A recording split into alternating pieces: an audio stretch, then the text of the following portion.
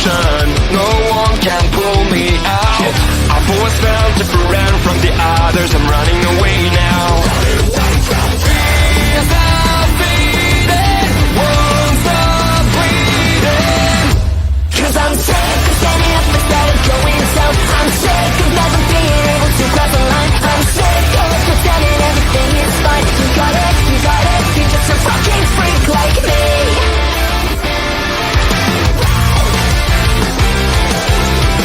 Burning inside, but I am alive. I'm not the one that's for you to know. I've always hated to act like the others. I found my way to. Tears are fading, won't stop bleeding. Fears are fading. 'Cause I'm sick of standing up instead of going down. I'm sick of never being able to cross the line. I'm sick of pretending everything is fine. You got it, you took a fucking break like me.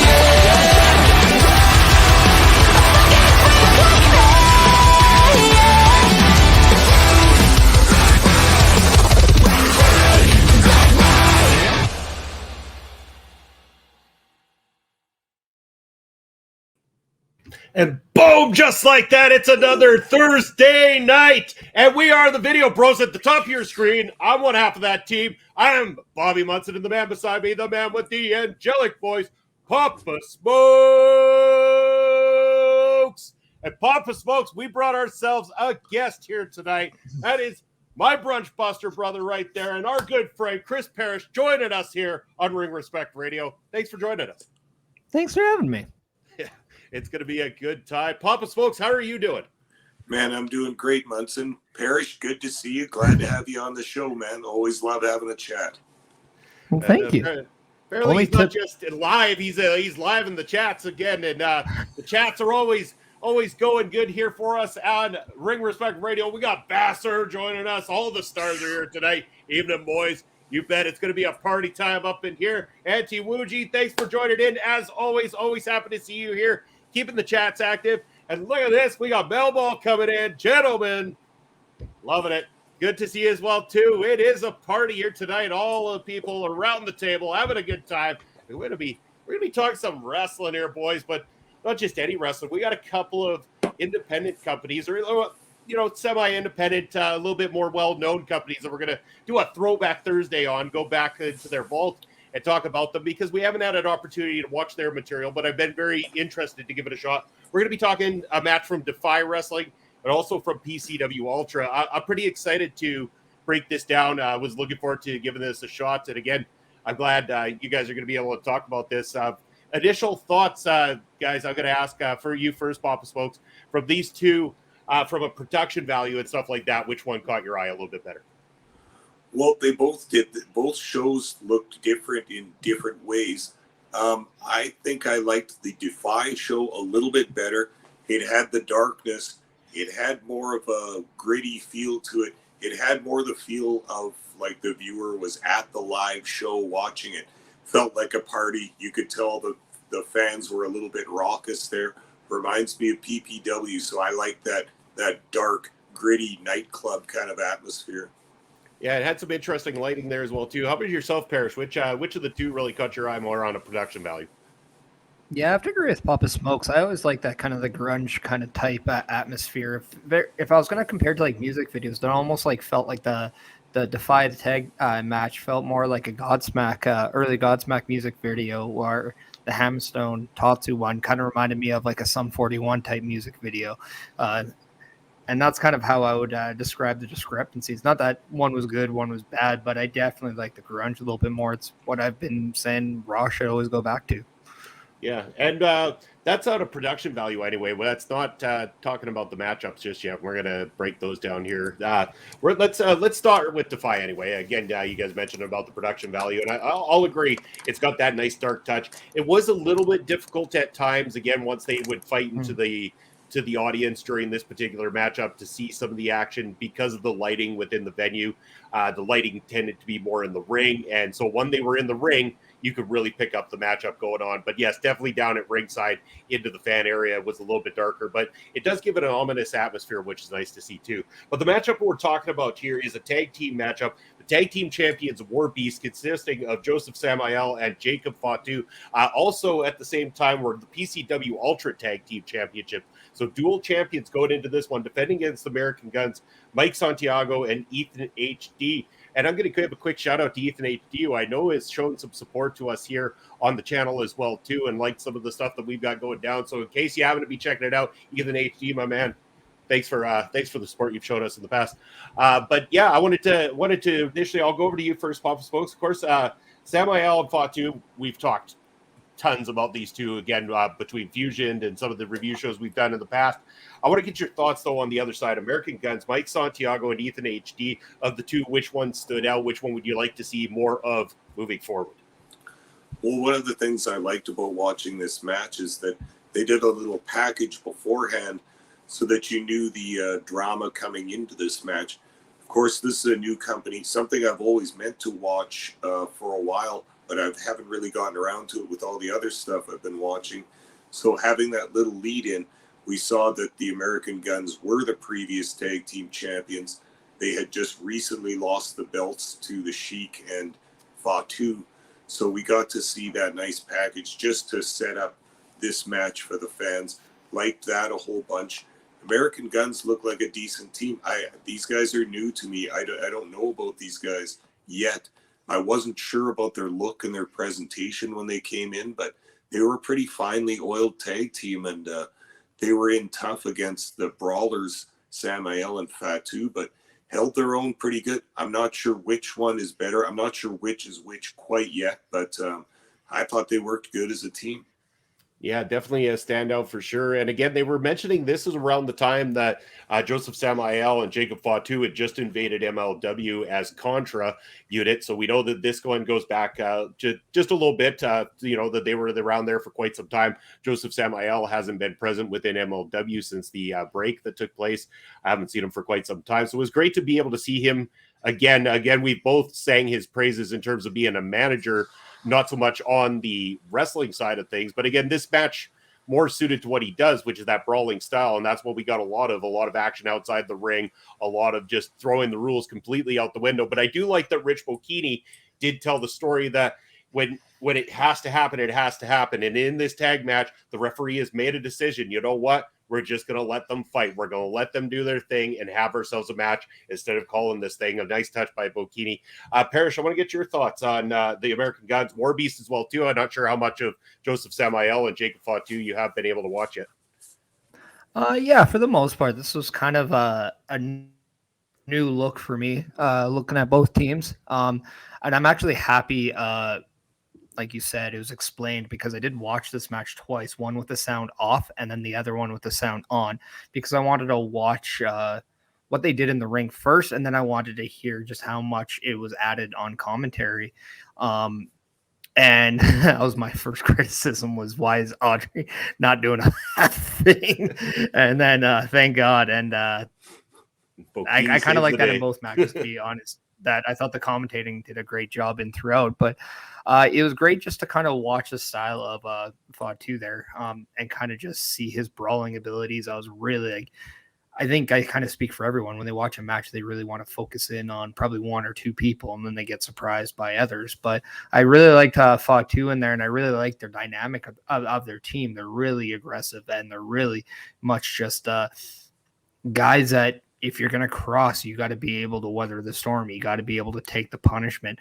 And whether or not, the Amerikan Gunz are going to be like that, I don't know much about them. So if they're a brawling tag team as well, they definitely held their own. If they're not, then they're able to adapt and work that style, and props to them. But I was really impressed with just the fact that no matter where the fight went around the ring, it always seemed like Warbeast came back together and they were always right there for each other. And I really like that dynamic. And I thought that brought them really close together when they ended up near the end of the match, when they came out on top. Like, it was very, very nice to see them stand tall, because they definitely became, I thought, a tighter unit as the match went on. And that's very rare to see in a tag match. That's more of a brawling aspect. And again, the Warbeast, I wasn't familiar with the tag team so much, because again, our knowledge of them, Papa Smokes, coming from our knowledge of Contra Unit and MLW, and Joseph Samuel used as the mouthpiece, the manager of the group, never really participating except for in the one, I want to call it a War Games match, but it's the War Chamber, the MLW War Chamber. But again, that was really our only taste of Samuel on the wrestling side of things with MLW from our time of reviewing. Yeah, and there's nothing fancy about Joseph Samuel's wrestling technique. It's just closed fist punching. He's always got a fork or a plastic knife of some kind, just like his idol, the Sheik from Detroit in the 70s and all that. And he threw fire in this match, too. The one beautifully. Amerikan Gunz was going to come off the second rope, but he got roasted in the face, and now he's out of commission for a while. And the Sheik also got bloody in this match. He's got his curly-toed boots. I love this guy because he's a complete throwback to the territory times. One other thing I wanted to add about Jacob Fatu is just he's got that kind of aura about him that it's difficult to describe, but he's so confident in the ring that he just talks to the fans the whole time. That's why I like him as a babyface.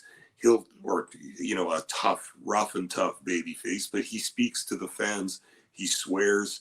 He says threats and rough and tough stuff to his opponents, and the crowd takes to this. They love it, and he's just got that rapport with the crowd, and he gives the energy that they give back to him, and they really, really respond to his verbal cues as well. Well, that was seen when he said fuck Seattle quite loudly in this one tonight. Yeah. And again, mentioning that they're from Seattle, the Amerikan Gunz, a nice touch coming out to a Nirvana song as their intro there as well, too, a nod to the Seattle grunge era. And that particular song is actually a deep cut called Floyd the Barber. So that was a nice touch as well, too. Love that. But yeah, I mean, Fatu does have that absolute connection, and it's great to see. And his wrestling is great. And I mean, his wrestling here, I mean, the improvement that we've seen too, like he has only got that much better from here to what we now see before us today, to the point of like, he's borderline on to stardom where he's at now. Well, yeah, because like there's a lot of talks of like wanting him to, take the next step further, whether it's one of the televised companies, whether it's AEW or WWE, right? Like, and there's been a lot of talk of like, if we're going to add to the bloodline, this is one of the perfect guys for it. And it makes me look that, you know what, this guy's probably a better hitman for a Roman Reigns than maybe Solo was. And that's saying a lot, because I thought Solo was doing a great job. But like you were saying, Papa Smokes, there's a certain just swagger about Jacob Fatu there that just makes you believe that what he's doing is not only the most important thing going on right there, right then, but it's also real to him. And when it's real to him, it's real to the people watching. And that's very important as a performer. And speaking of real, I'm really happy to see this person joining us in the chat tonight. Dare Amazing, how are you doing? It's been way too long. Thank you for joining us on a Thursday night. Always happy to see you here joining us on any of our shows here on our local establishment. And so anyway, let's talk about, we go into the finish. Papa Smokes, you mentioned about the fireball that was done by Samuel on Ethan HD. This was allowed them to take the advantage, Fatu with that moonsault. Warbeast getting the win. They retain their championships.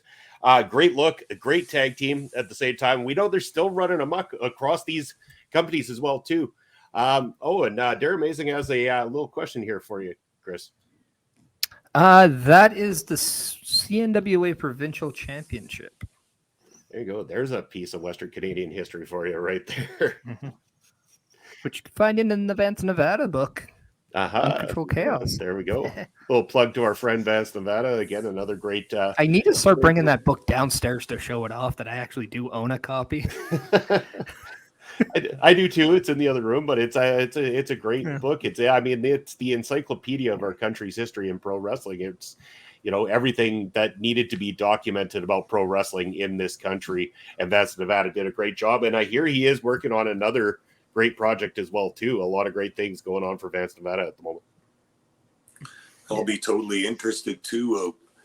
Both you and I got to chat with Vance at one of the PPW shows when he was coming around, plugging his book and all that. Both picked up a copy, and the guy's very interesting. This was a huge project that he took on. I can't even imagine the hours of research and everything that he must have put into this, because it goes right across Canada too. I mean, it would be one thing to do it in your own city or your own province, but yeah, a large country like Canada, over 100-odd years, more than 100 years, I think some of those wrestlers go back, and a massive piece of history that he's put together there and unearthed for all of us. And that kind of stuff's important, man. And nobody will remember this if it doesn't come out in a book. Yeah, exactly. And that's exactly what he's doing. And I'm thankful for it as well, too. And again, you can find out more about the career of that man down below there in that very book as well, too. To an extent. To an extent. To an extent. To an extent. Hey, you made the book. That's what matters. Well, I mean, you're immortalized, man. You're immortalized in this book. The single fact that I'm in a book that has pictures, but I'm not in the picture part, I'm actually in the written part. I think that says something. That's okay, because long past the days of pictures, there is video streaming, and that's where you're going to be remembered, right here, video streaming with us throughout the week. Exactly. Right. Exactly. So, exactly. Anyways, Chris Parrish in a book, amazing. Yes, it's dare amazing. In fact, pick up a copy of Uncontrolled Chaos from Vance Nevada. Find all that you can, and look at that bastard. I don't know what is that, like a black dildo or something like that? What the hell is? Dear Lord, no, that is me. That was me. That's the same photo that you always use in everything. How can you? Whoops. Why? The resemblance is there. Come on. Well, hey, if I'm the same size as the black one, then I guess I'm doing something right. Well, yeah. I did. Anyway, we're talking about the fireball. Fire. Yeah. So, anything you Pop Smokes, get us back on track here. What is the finish of this matchup? Okay, well, the Amerikan Gunz had taken the control of the match. They thought they had it. They were going to do their tag team finisher, and it got switched around on them by Warbeast, Jacob Fatu, hitting that massive Samoan drop, the bouncing springboard moonsault, wham, 1, 2, 3 in the middle of the ring. I thought this was a nice finish. It also allowed the Amerikan Gunz to look pretty good after this match. I mean, they did take a clean pinfall loss, clean if you want to say clean after a match like this, but an unobstructed pinfall loss. But as the heels, they didn't look so bad coming out of this, and I think there's still potential for another rematch after that. And we could look it up. I don't know what actually happened, but this match got me into it. I liked the whole presentation of it. Of course, I like me some Jacob Fatu and Josef Samuel anytime I can get it. But the Defy was something that you and I had both said we wanted to check out since we interviewed Rich Bocchini on here, and he spoke highly of them. Mm-hmm. And this first introduction to it is a positive first impression for me. Yeah, it sure was. Bocchini's solo on commentary was just fantastic as well, too. So props to him to be able to carry that out. Parrish, again, your first look into both these teams and everything. What was your thoughts on the finish and how this one was put together, and thoughts in general of Defy's presentation?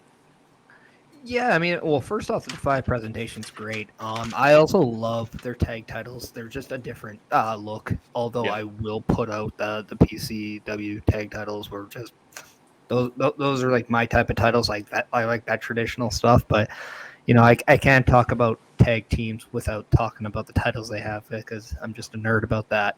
But yeah, no, definitely makes me want to see them again. And I don't think they gave you everything that they're capable of in that match, but they gave you enough to why you want to keep following them, and I thought that was really important.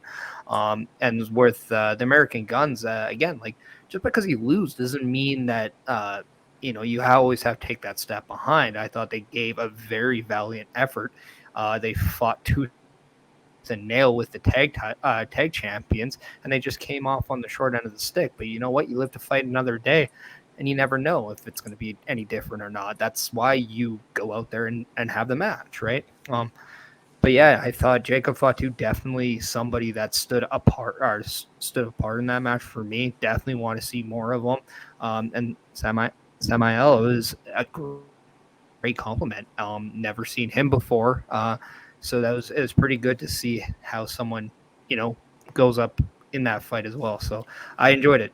You really got to take a moment sometime and just check out some of Josef Samuel's Contra Unit promo videos from MLW. This guy as a talker will impress you more than what you saw in the ring there tonight. He is probably one of the best talkers in the business today, especially for someone who hasn't really been picked up or noticed by a bigger company for that exact reason. He reminded me of a lot of kind of Eddie Kingston in a way.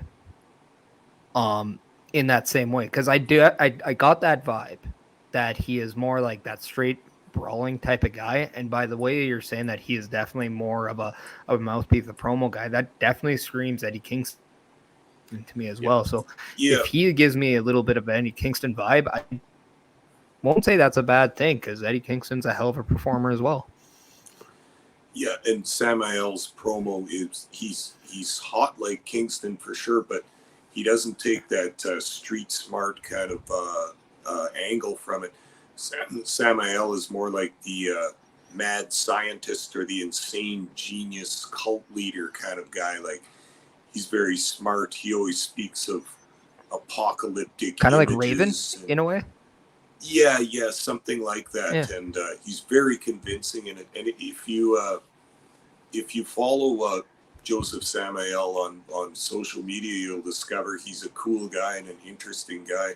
He's super into music, and he listens to all this crazy kind of eclectic music with a lean towards dark doom metal and stuff like that. But he's into all kinds of crazy shit. So he's a thoughtful and creative kind of guy, and the promos are really where he lets that shine through. Yeah. Their theme song, their entrance song was also a banger. That's something that I love. So I'm just like, I'm glad they kept it going on a little bit longer after the match, because you get to really kind of just like, And it was just really just a strong beat. That was the thing. Yeah. It sounded it's dangerous. Nothing special. It was perfect. It's so fitting. Yeah, it really was. It was awesome. When it works, it works. And that's what I loved about it. Like, there's so many presentational things that happen in that match that just made sense. And that's what the impressive part of that match was. Yeah. It's a lot of standouts there. Excellent work by Defy, and a great opportunity to share them with this Throwback Thursday episode. Going to hopefully look to do more. Maybe look sometime into some of their new content there. I know that they have a streaming service, so if you're looking to get into Defy, you can go and subscribe to their streaming service there for a small fee to be able to help them out, and it gives you access to all their back catalog, including all the new stuff they got coming up too. So if you want to go help out a up-and-coming rising company, then go check out Defy and do just that. But gentlemen, we got one more match to talk about, so we're going to consider it this much, and we're going to give it that exact treatment. It's time for the main event of the evening, and it's going to be a one-on-one match. I already fucked it up. Good going, Munson. Munson, one fall. For one fall. There we go. Kind out of the dirt. Thanks, guys. I appreciate it there. I mean, it's not just the bubbly that's in this glass tonight. Yeah, you have one job, Munson. You got to just master that one. Yeah, he still has the black dildos fresh on his mind.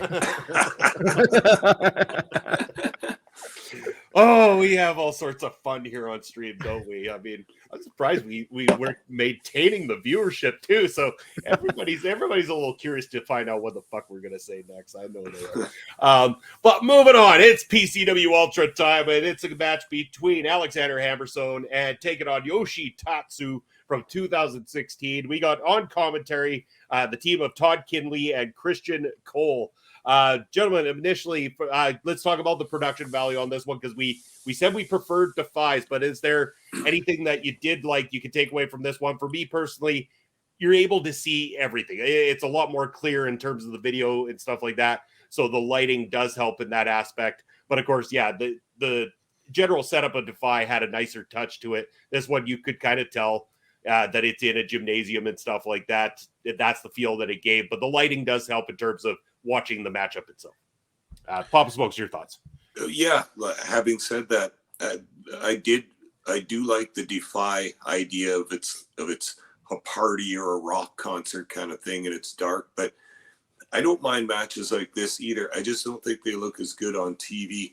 The ring has the same lighting as the rest of the building and the crowd and such too. So to me, the match and the wrestlers don't pop like that visually, because they don't look like they're on a stage with spotlights and stuff like that. It makes the match look slightly less important, so to speak. I don't know, but I don't mind shows like this. I've gone to a million afternoon and early evening wrestling shows like this too, in a gymnasium where there's lots of light and stuff like that too.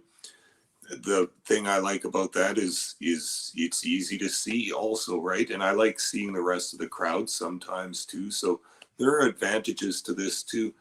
Munson, I was thinking the last match that we watched, or I watched, that looked like this was when Tajiri had been holding the MLW Middleweight Championship, and they showed that match of his from Japan, and it looked just like that. It was an auditorium or a gymnasium full of very polite and very quietly clapping fans and stuff. I like it. It's charming. It's different, but I must say I like that Defy a little bit better. Yeah, and again, this is we're talking about 2016 PCW Ultra. Things might have changed since then. We'd have to see some updated stuff to understand. I know from photos that I've seen, it definitely looks a little bit different than the setup that they had here in particular. So again, this should come down to what you do have available sometimes when it comes to independent wrestling and putting these together. Parrish, your thoughts on kind of the general look and stuff like that of this one? Was there any positives you can take away from it? Yeah, like when we're talking about like the difference between these two, and I know I mentioned the videos, but it gave me a lot of a early Ring of Honor vibe. If you guys remember the early days to Ring of Honor, when guys like Xavier was the Ring of Honor champion, and low key Eddie Guerrero when he did his few shows there, that's exactly the same vibe I was getting.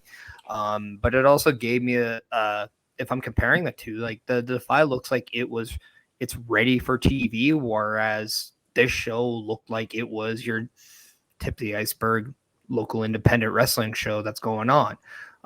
Not to say anything bad about it, because yes, watching the match, you got to see everything, and I'm sure it being in that venue, you were able to see a lot of it, and it was great. I have no complaints about it, because it's wrestling, right? Like you get one, you get the other.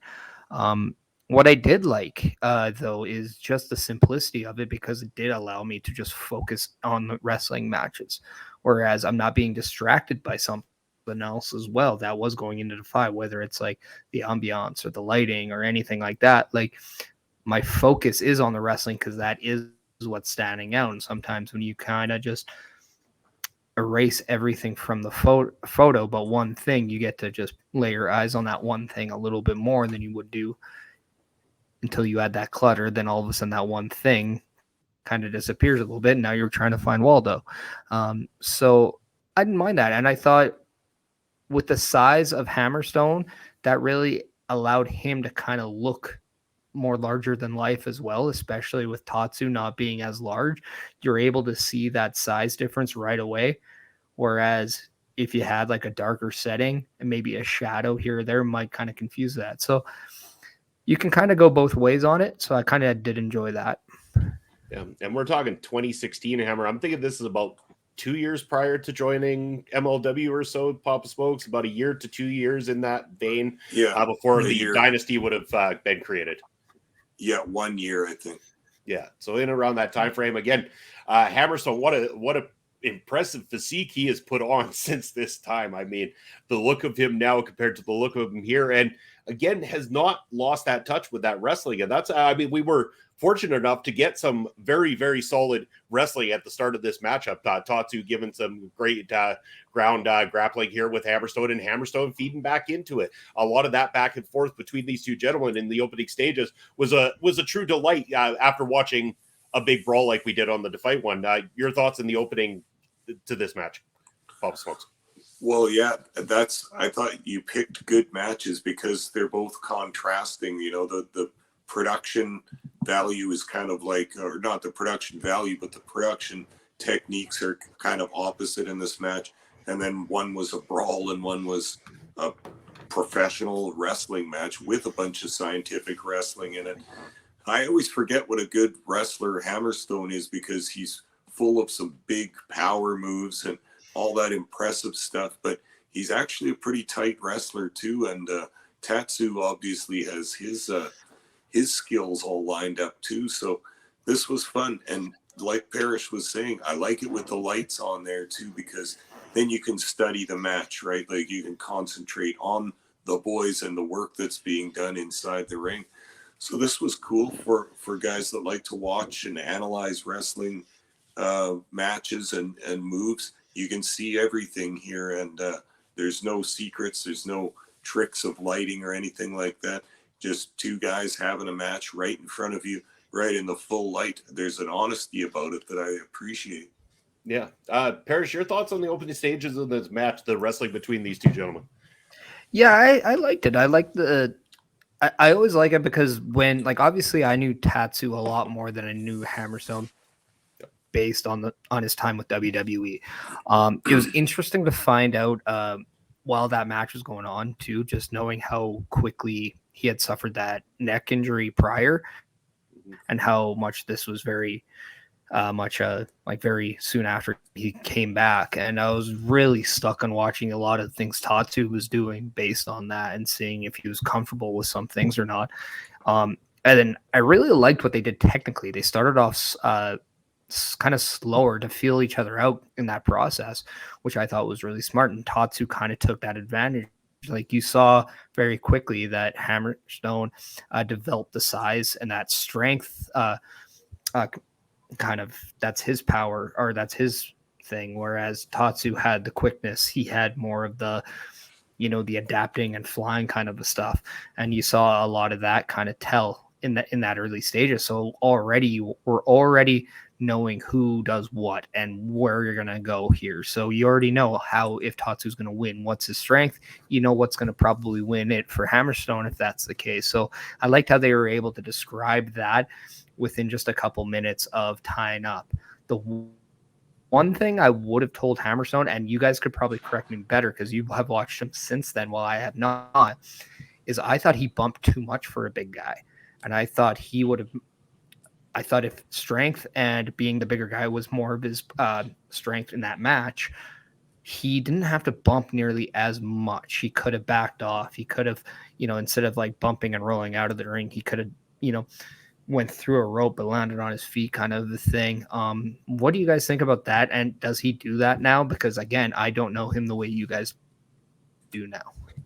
I mean, it's a very fair question, and I think some of that could be choked up to the fact that he was still very, very new to the industry at this point in time.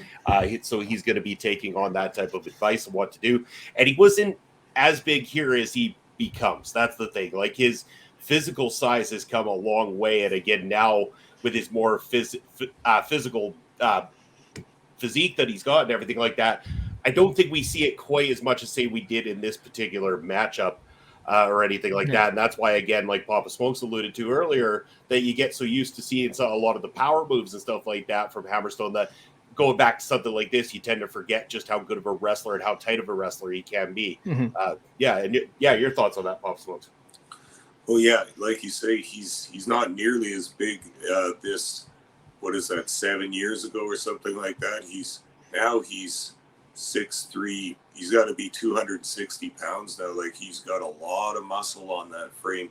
So again, you lose a bit of the flexibility. You lose some of that quickness in the wrestling and all that. And you see that on display in the match we watched tonight. But he still uses the power game now, and he still has a good ring sense and good psychology in the ring. But I'm trying to think about his bumping. The last couple times we've seen him selling is usually a body part. Usually something's tired or he's been attacked before the match, so he'll have a sore arm or something. That's usually how they do it. But he's got always a healthy respect for his opponent, I think, and he'll bump for you in order to put you over, I think. Yeah, that's what I was going to add. Like, it wasn't me crapping on this. It was more that I thought he worked really hard to help make Tatsu look really good in that shine. I was just kind of surprised knowing through what you guys were saying about how he is now. I was wondering kind of that evolution of 2016 to current day Hammerstone. What's like a big difference? Because again, like the last time I saw him is just bits and pieces of, within the last year to this. So like this was kind of one of the first real matches I saw of him from his earlier days. So I was kind of curious on, his progression. Yeah, for sure. And again, with that physique has come the ability to be able to use his strength to perform some of those big powerhouse moves on some very, very large individuals. And we'll talk about that in a minute too, because that comes with the finish of this matchup. I want to talk about the initial finish of this matchup because this was a little confusing. So it seemed like we got a 3 count, like Hammer ends up winning. I think the referees call him for it. It kind of seemed a little bit sloppy to me. I was very confused about it. They ended up doing a bit where the one commentator, Christian Cole, goes to the back as if they're reviewing a tape with the management of the company, comes back to make the announcement that they've decided that there was the kick out and the match would restart and that there was no win. A little sloppy, a little confusing. Parrish, I'll go to you first on this one, get your thoughts, and we'll come to you after Papa Smokes. Sorry, just had to check. I can mute myself with this mic, and sometimes I don't remember if I hit the button or not. But yeah, no, it was a little confusing, and I thought this is when I was saying earlier about the commentating really coming into play here. When you're watching it, like we were watching it through, like, a window and whatnot, like watching it on a computer and stuff like that, it really helps tell that story of how that process is going. The one thing I couldn't help but understand is if I was there, how confused was I? Because it didn't feel like they told the live audience what was really going on. And I thought they didn't do the official any favors at all in this. So like, I'm happy because they brought in a second referee, correct? Yes, the fans actually started chanting for a new ref, and they actually sent one out, which I credit to the company. That was a good touch. Yeah, and I don't even think the original one did anything wrong, because it's not his job to kick out. It was Yoshi Tatsu's, and he made it too close to compare. But yeah, it was very confusing from my end, but I'm very happy that they at least acknowledged it and they gave you an explanation that made sense. And I thought that was very important. But I couldn't help but understand if the live crowd was just as confused, if not more so. Yeah. Your thoughts, Papa Smokes, on this one? Yeah, I was as confused as anybody else. I realized that something must have gone wrong, especially when I was looking at, we recognize that referee from his later work nowadays, too. The guy looks like a corpse that's been fished out of the river after a few days. But at any rate, he kind of works like that, too. But at any rate, yeah, the mistake got made. They did their best. They tried to make up for it. They did the little video review thing, and if anything else, just like you said, Parrish, they made it make sense. But it gives it, for me, when stuff like that happens, they recovered out of it nicely. So it gives it a little touch of real sports there, right? Because as we know, shit happens in sports. Sometimes the clock doesn't get started. Sometimes a play starts and gets whistled dead. Yeah, it's not perfect, and that's what happened here. So well, maybe that wrestling isn't all completely choreographed, right? Just a little moment like that, sometimes it's beneficial. Yeah, very much agreed. But then once we got back to the start, matchup continued and eventually led to Hammerstone picking up Tatsu in the Nightmare Pendulum, finish him off 1, 2, 3. And that's what I wanted to talk about. I said it earlier. Now, because of his strength and size, what you haven't seen, Parrish, is the sheer size of the men that Hammerstone has been able to pick up into that Nightmare Pendulum and swing them around. Now, we're talking about people like Mr. Thomas. We're talking about Mil Mortez. Again, I believe we haven't seen it yet either, but on Underground, even the Judge, EJ, and Duca, that we're talking about guys that not only about the strength you need to pick up somebody of that physique, but being able to swing them around and not have the feet smack into the canvas on the way down. I mean, you could really fuck up a guy's feet on the way down if that one isn't done perfectly, and Hammer hits it beautifully every single time. Yeah, and add Mads Kruger to that list too. Oh, There's a guy that's legit 6'6", 6'7". You and I talked about it, but when that match was still upcoming a couple years ago, thinking, well, will Hammerstone actually be able to give his finisher to Mads Kruger? We couldn't decide. We couldn't figure out if he actually could. And boy, when he did it, the momentum from that big man that just swung right around, thunderous and awesome, man. That's the coolest finisher in wrestling. Yeah, it is awesome. Parrish, I want your thoughts on it, the Nightmare Pendulum. Yeah, I was going to ask, does he have an actual name for that, or is that what they call it? Yeah, it's the Nightmare Pendulum. That's what it's been dubbed. Yeah. He needs a better name. Really? I like it personally. I don't mind the Nightmare Pendulum. Pendulum part of it I like. Yeah. See, that's where I kind of I don't mind if it's like a normal move. Like they did a surfboard and they called it a modified surfboard, and I was kind of like, no, that's a surfboard. And I was like, all right, but I like it when they do the technical terms when it's not a finisher. But to me, I kind of wanted to see something that's more him. I don't know. To me, maybe I'm just more suited on that, and that's just something more of my expectation. But I mean, the move's cool. I mean, I'm pretty sure Matt Morgan did it in TNA, didn't he? Oh, I don't know. I can't remember. But yeah, no, this move definitely fits him, and that's the good thing. I knew as soon as he hit that was there's no kicking out of that. It's one of those statement moves, and I like that. I like it when guys pick the right moves for who they are, and this was a great example of it. It made me very curious because I've seen him hit that move on bigger guys through clips and stuff like that, and I liked how they made the style of the match and how both guys were very worn, very tired. So there was maybe that little second of hesitation of whether or not he could still pick him up because of how much he exhausted throughout the match. Not that he wasn't physically able to, but whether or not did the match actually take out to where, they kind of had that moment in a way, but I don't know. Were you guys surprised how quick that finish came out? Because they were just going strike for strike. Yeah. And that's kind of another thing I was kind of curious. They were just going shot for shot, and then all of a sudden, boom, finish. So it seemed very just quick. Yeah, and that feeling came about as well too. But I mean, still nonetheless, I mean, overall as a match, this was good. I mean, for what it is, and PCW Ultra putting on a show like this, these guys had a really good match on this particular card. Oh, absolutely, and two opponents suited for each other. They probably don't work together a whole ton, but they put this match together nicely. It had a flow to it. I also found the moments of the finish a little bit choppy. Of course, there was the false finish earlier.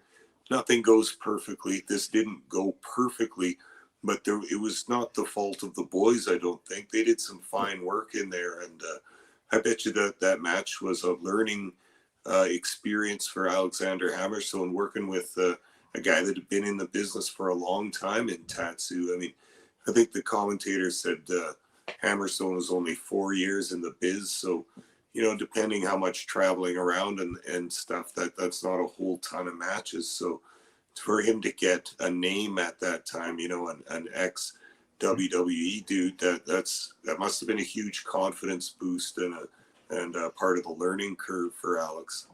And Tatsu was hot with the Bullet Club at the same time at that time too. He was sporting the Bullet Club look during this matchup and everything too. So bringing that extra bit of a name and helping a young Hammerstone out again, becoming the future star, the face of MLW. And again, that's a company who's big on the rise right now, guys. Like, there's no denying the momentum MLW has at the moment. They did make the switch. Unfortunate for us, we haven't been able to watch here in Canada, but I mean, kudos to them. They're kicking ass in the ratings at the moment, at least for a modest up and coming company like they are. Like, I mean, you can't deny the fact that they beat Impact and New Japan in the ratings with MLW Underground. Yeah. One more thing I like too about this match is they gave a good backstory of, in a way, like you saw Hammerstone and you know how, like, again, like when you said he was 4 years in the business, he had something to prove going into that match.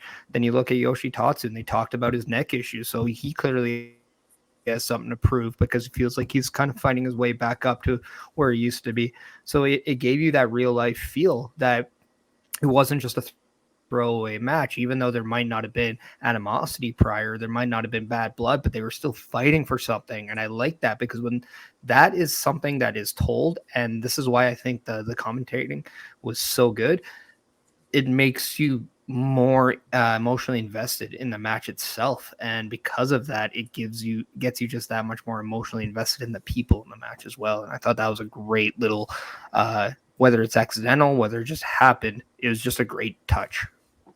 Yeah, it really is. And again, if you want to get a nice little touch of energy, I know where you can get that touch of energy. Right down in the corner of your screen, Rogue Energy. That QR code can be scanned. You can also head on over to rogueenergy.com and use that promo code OLE Pods for 10% off your order. And Parrish, you're having some Rogue Energy right now. What flavor are you rocking right now? The blue raspberry. It's actually one of the few things I can actually drink right now. So it's nice. You're limited in what you can do right now, but at least you're having fun on stream with us here tonight. But yeah, Rogue Energy, check them out, rogueenergy.com for 10% off your order. Use OLE Pods, and they got a ton of great flavors for you guys. But gentlemen, I believe we've done a great job of talking about Defy, talking about PCW Ultra. I just want final thoughts. Are you guys invested enough that you would consider watching more from these two companies? Going over to you first, Bob Spokes.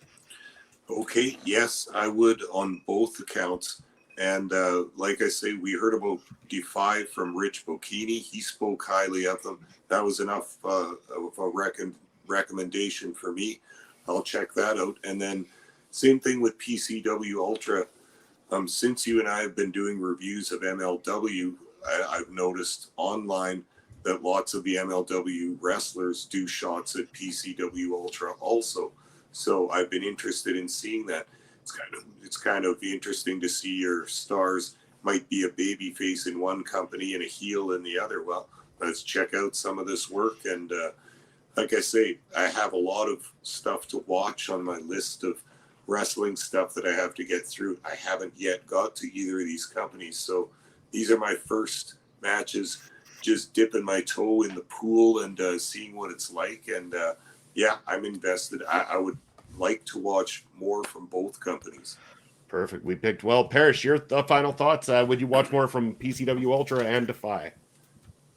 Yeah, I mean, I think Defy, you can just see it if you actually, and maybe, I don't know if you're going to ever share the links where we actually could watch the matches. But yeah, if you watch the Defy and you just see the presentation alone, if you're not intrigued or invested in some way, shape, or form, then you'll probably like the PCW one a little bit more because that's probably the style you do like. So again, like going back to your contrast, it's really great. But yeah, they give you wrestling in two different forms and they execute on it both times, just with these matches as prime examples. So yeah, I'm definitely interested in seeing both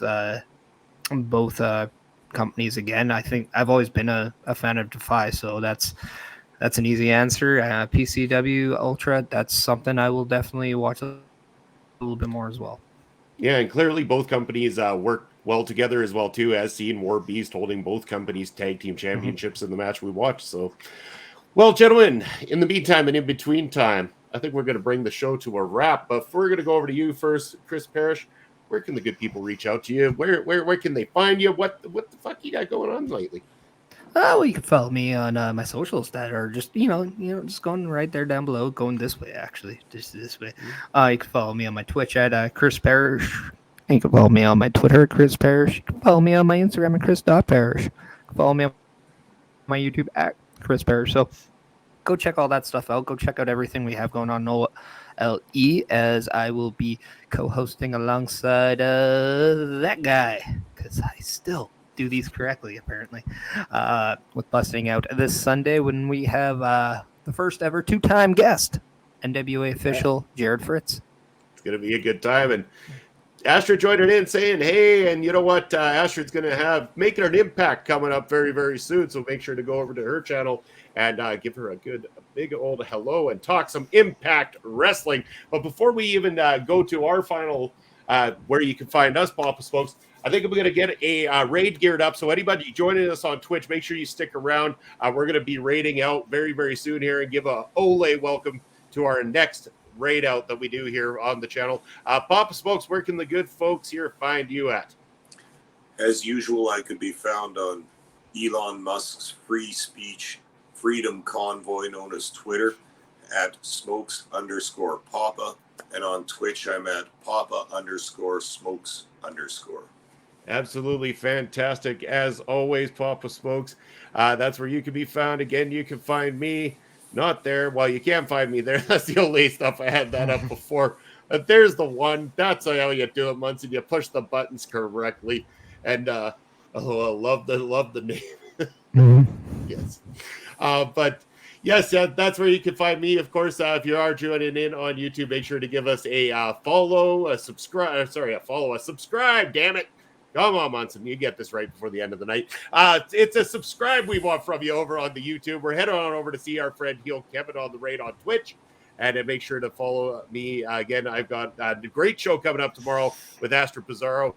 We are going to be dropping killer cuts here on the channel. It's going to be all about different franchises, horror movies that we love. Tomorrow, it's Whisper to a Scream. We're talking about the Scream franchise, and that is going to be a fantastic night for us. But thank you for tuning in to another awesome edition of Ring Respect Radio. Everybody out there, take care. We'll see you next Thursday.